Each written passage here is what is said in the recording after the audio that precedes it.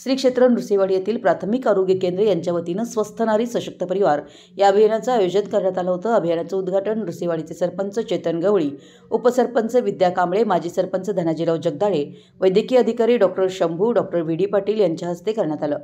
या आरोग्य अभियानांतर्गत महिलांसाठी रक्तदाब, मधुमेह, नेत्र, दंत, बालरोग, स्त्रीरोग तसेच विविध रक्त तपासण्या करण्यात आल्या। त्याचबरोबर गोल्डन कार्ड, ECG, हिमोग्लोबिन तपासणी आणि क्षयरोग संशयितांची तपासणी तज्ज्ञ डॉक्टरांकडून पार पडली। गरोदर महिलांची प्रसूतीपूर्व तपासणी करून त्यांना पोषण आहार आणि योगाविषयी मार्गदर्शन करण्यात आलं। विशेष म्हणजे या शिबिरात 2 महिलांचे कुटुंब नियोजन शस्त्रक्रिया करण्यात आल्या, तर एक नवीन क्षयरोग शोधण्यात आला। या अभियानासाठी स्त्रीरोग तज्ज्ञ डॉक्टर डिग्रजे मॅडम आणि doctor Digraje, surgeon doctor Moghe, बालरोग तज्ज्ञ डॉक्टर रियाज अत्तार, नेत्ररोग तज्ज्ञ डॉक्टर ऐनापुरे सर, दंतवैद्य डॉक्टर श्रद्धा तिप्पण्णावर, तसेच श्री सिद्धिविनायक हॉस्पिटलचे डॉक्टर बारगीर व डॉक्टर पल्लवी अनुजे यांसारख्या तज्ज्ञ डॉक्टरांच्या मोलाचं सहकार्य लाभलं।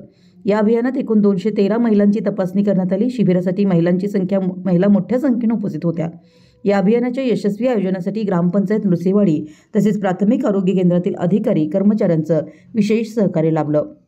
मराठी एस न्यूजसाठी नृसिंहवाडीहून संदीप अडसूळ।